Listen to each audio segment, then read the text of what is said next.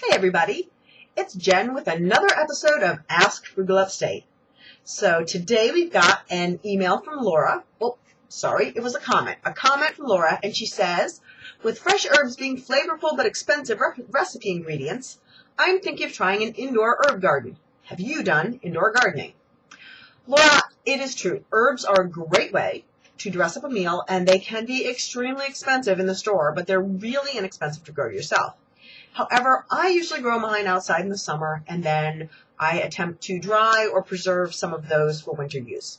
In the summer, I grow basil, usually, parsley, chives, lovage, which tastes like celery, oregano, rosemary, thyme, mint, lemon balm, so a lot. And I grow them in planters right outside my back door so that they're easily accessible when I want them. And I've got the kids trained on what the most common ones are. The lovage, the lovage, the chives, and the parsley are the ones I use the most often. And they know what those are, so I can hand a kid a pair of scissors and say, go get mama some chives. And they'll go out and bring it back in, and I can rinse it and chop it up and put it right in my food, fresh as anything. I have not really done an indoor gardening version. The reason is, in the Northeast, we do not get a lot of sun. Particularly, I'm in the Binghamton, New York area, and we have very, very overcast winters. So there's a lot of cloud cover a lot of the time. There's not a lot of direct sunlight, and the way my particular house is built, the southern wall faces the driveway in the next house over. So that would be the best window to put something in. And if you did that, where the windows are situated, like this one behind me, I could probably do, in the study, I might be able to put one or two things. You can see that the peace plant back there actually does survive quite well, but they do well in low light.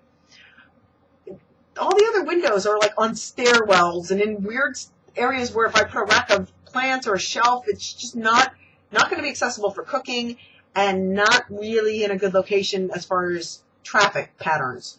So, I mean, if I put it on the bottom of the kitchen stairs, somebody's going to run into it and there's going to be plant and dirt all over the place. So between not really enough light and not really a good location, I've chosen not to really do that.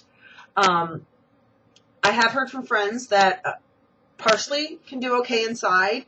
I know that creeping thyme, not regular thyme, creeping rosemary or prostrate rosemary does fairly decently inside. Regular rosemary, especially since our houses in the Northeast tend to be cooler, so it's a cooler temperature, not as much light.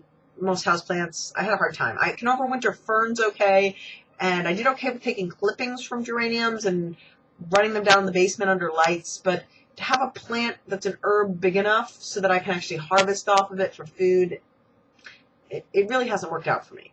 Now, depending on where you are, if you've got a great southern exposure window and a more temperate winter, you could probably do a really great job.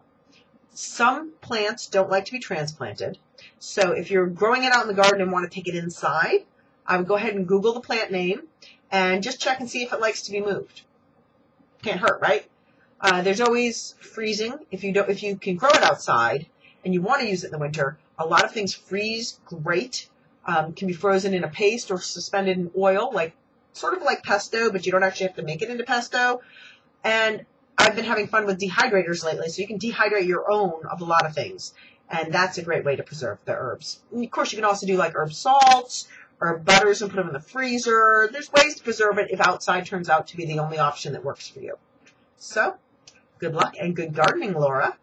And for everyone else, thanks for joining us on this edition of Ask Frugal Upstate. Remember, I'd love to answer your questions too, so make sure you ask. You can ask in the comments down below.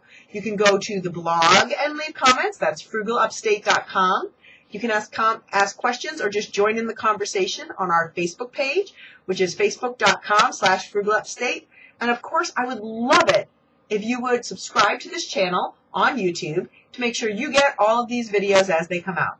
So have a great day, and we'll see you next time on Ask Frugal Upstate.